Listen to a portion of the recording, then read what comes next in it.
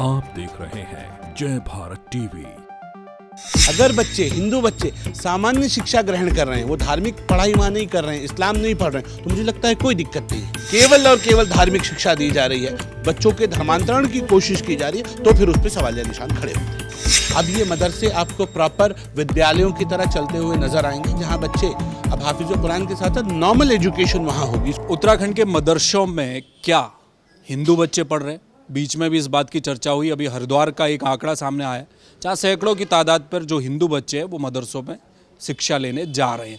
इस बीच मदरसों की शिक्षा को लेकर और उसमें क्या संस्कृत को ऐड किया जाए, कैसे बेहतर उस शिक्षा को बनाया जाए, उस पर काम किया जा रहा है। उत्तराखंड वक्फ बोर्ड के अध्यक्ष शादाब शम्स हमारे साथ इस वक्त है। शादाब जी, एक खबर आई, पहले भी चर्चा हो रही थी कि सैकड़ों की संख्या में ऐसे हिंदू बच्चे हैं जो मदरसों में पढ़ रहे हैं। मदरसों में पढ़ाई करना हिंदू बच्चे का कोई बुराई तो है नहीं। इस आंकड़े को कैसे देख रहे हैं आप? देखिए, मदरसा एक अरबी का शब्द है जिसको हिंदी में विद्यालय कहते हैं, इंग्लिश में स्कूल कहते हैं। बदकिस्मती ये रही कि उस मदरसे को एक धार्मिक शिक्षा तक केंद्रित कर दिया गया था, लेकिन अब धीरे धीरे मदरसों में बदलाव हो रहा है। अब सामान्य शिक्षा वहाँ दी जा रही है। अगर हिंदू बच्चे सामान्य शिक्षा ग्रहण कर रहे हैं, वो धार्मिक पढ़ाई वहाँ नहीं कर रहे हैं, इस्लाम नहीं पढ़ रहे हैं, तो मुझे लगता है कोई दिक्कत नहीं है। लेकिन अगर वो वहाँ संस्कृत पढ़ रहे हैं, मदरसों में सारी नॉर्मल एजुकेशन ले रहे हैं, तो मुझे लगता है कि ये खूबसूरत कोशिश है कि सब बच्चे पढ़ाई करें। जब स्कूल, विद्यालय, मदरसा एक शब्द है, उसका मायना एक है, तो फिर मुझे लगता है कि कोई कंट्रोवर्सी नहीं होती। लेकिन केवल और केवल धार्मिक शिक्षा दी जा रही है, बच्चों के धर्मांतरण की कोशिश की जा रही है, तो फिर उस पर सवालिया निशान खड़े होते हैं।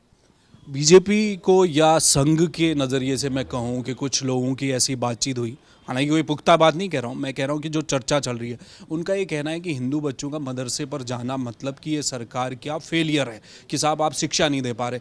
मेरा सवाल वही है कि जैसे आप कह रहे हैं कि भाई वो एक अरबी शब्द है, उसका मतलब स्कूल है, तो उसको क्यों जोड़ दिया जाए? क्या मदरसों को बेहतर बनाने के लिए आपके स्तर पर प्रयास हो रहे हैं?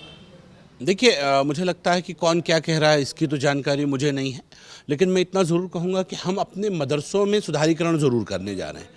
अब ये मदरसे आपको प्रॉपर विद्यालयों की तरह चलते हुए नज़र आएंगे, जहाँ बच्चे अब हाफिज कुरान के साथ नॉर्मल एजुकेशन वहाँ होगी, स्कूल की तरह चलेंगे। 8 बजे से 1 बजे तक सामान्य स्कूल, NCERT का सिलेबस होगा और सामान्य ज्ञान बच्चे प्राप्त करेंगे। और ऐसे मदरसों में, ऐसे स्कूलों में, ऐसे मॉडर्न मदरसों में जिसका नाम डॉक्टर APJ अब्दुल कलाम साहब के नाम पर हम रखने जा रहे हैं, doctor APJ Abdul Kalam modern मदरसा, तो उसमें कोई भी आके अपनी शिक्षा ग्रहण कर सकता है, उसमें किसी को कोई ना आपत्ति होगी, क्योंकि टीचर्स भी सब होंगे। ऐसा नहीं होगा कि एक ही संप्रदाय, एक ही समुदाय के टीचर्स होंगे, एक ही धर्म विशेष के टीचर्स होंगे, ऐसा भी नहीं है। सब सामान्य ज्ञान प्राप्त करें, सब सामान्य लाइन को सीखें। और मुझे लगता है कि आज देश को अगर आपने विकसित बनाना है और आप ये चाहते हैं कि हम विश्वगुरु बने, तो हमें इन छोटी छोटी बैरिकेडिंग्स को तोड़ के आगे बढ़ने की आवश्यकता है। और मुझे उम्मीद है कि सब अपने अपने तौर पर, शिशु मंदिर अपने तौर पर काम कर रहे हैं, हर जगह अलग अलग तरीके से काम किया जा रहा है, तो सबको एजुकेशन की तरफ अगर सामान्य लाइन पे देखा जाए, सब काम करें, तो मुझे नहीं लगता कि कहीं से कहीं तक किसी को कोई दिक्कत होगी। डॉक्टर APJ अब्दुल कलाम के नाम पर ये सारे उत्तराखंड के मदरसों का नाम होगा, और उनका ढांचा क्या होने वाला है, NCERT को कब आप लागू करेंगे, और शिक्षक जो जाएंगे उसमें उनकी तैनाती क्या होगी? क्योंकि एक नीतिगत फैसला है, इस पर क्या सरकार के स्तर पर आपसे बातचीत हुई है आपकी? बिल्कुल, हम सरकार से लाइन अप करके इस काम को आगे कर रहे हैं। और मेरा मानना है कि जब मॉडर्न मदरसे बनेंगे और NCERT का सिलेबस हम लागू करेंगे, तो सामान्य ज्ञान के लिए आपको अच्छे टीचर्स की ज़रूरत पड़ेगी। फिज़िक्स का टीचर होगा, मैथ्स का टीचर होगा, इंग्लिश का टीचर होगा, केमिस्ट्री का टीचर होगा। तो अब ये ज़रूरी नहीं है कि वो मुस्लिम्स ही मिलें, तो जो भी अच्छा टीचर होगा, और कोई भी हो सकता है उसमें, उसे एज ए ट्यूटर हम वहाँ रखेंगे। और मुझे ऐसे उम्मीद है कि अगर इंग्लिश में एक कहावत है, if you throw peanuts you will get monkeys, अगर आप मूंगफली के दाने फेंकेंगे तो बंदर ही आएंगे।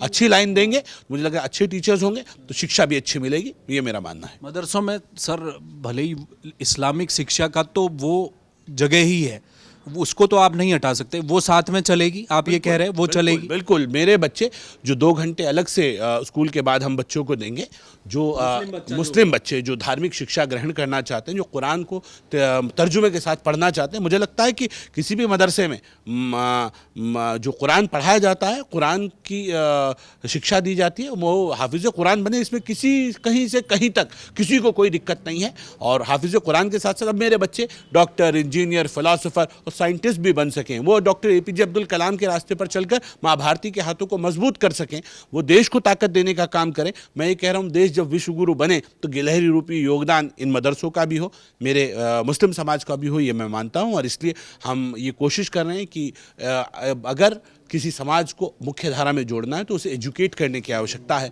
और मैं लखनऊ में घूम रहा था, अचानक एक शेर बन गया कि हमसे अपने हुए हैं दूर, चलो यूँ कर लें, आओ इस कौम के बच्चों को पढ़ाया जाए। तो मेरा मानना है अब दरगाहों का जो पैसा आता है, इस पैसे को मुस्लिम बच्चों की एजुकेशन पे ख़ास तौर पे लगाया जाए, जिससे जो भ्रम की स्थिति बनी रहती है, जो लोग डर और भय का वातावरण बनाते हैं समाज के अंदर, उनको गुमराह करते हैं। जब बच्चा पढ़ लिख जाता है फिर वो गुमराह नहीं हो पाता और मुख्य धारा में जुड़ता है, देश आगे बढ़ता है। क्योंकि हमारा मानना है अंतिम छोर में खड़े हुए व्यक्ति का विकास होगा तो देश आगे बढ़ेगा। उस अंतिम छोर पे आज कहीं ना कहीं देश का मुस्लिम समाज खड़ा है, हम उसे मुख्य धारा में जोड़ने की एक ईमानदार कोशिश करें। मुझे उम्मीद है कि हम मिलकर अच्छा काम करेंगे। मेरे प्रधानमंत्री मोदी जी ने कहा है, सबका साथ, सबका विकास, सबका विश्वास और सबका प्रयास होगा तो देश आगे बढ़ेगा।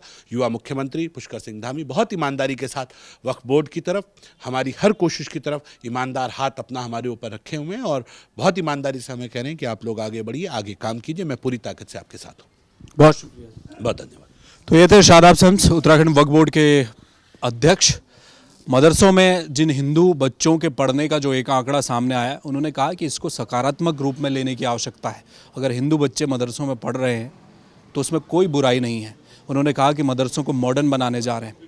डॉक्टर APJ अब्दुल कलाम के नाम पर उत्तराखंड के मदरसे जाने जाएंगे। NCERT का सिलेबस लागू होगा, शिक्षकों की नियुक्ति होगी, फिजिक्स, साइंस, हर सब्जेक्ट को मदरसों में पढ़ाया जाएगा। इससे बेहतर और क्या हो सकता है। देखना यह है कि एक नीतिगत फैसला होगा, बिना सरकार की इजाज़त के नहीं हो पाएगा। कब तक मदरसों की हालत सुधरेगी और उनमें आधुनिक शिक्षा का नया पदार्पण होगा, ये देखना बेहद दिलचस्प होगा। कब तक। कैमरा मयूर उपाध्याय के साथ हेमभट्ट, जय भारत TV।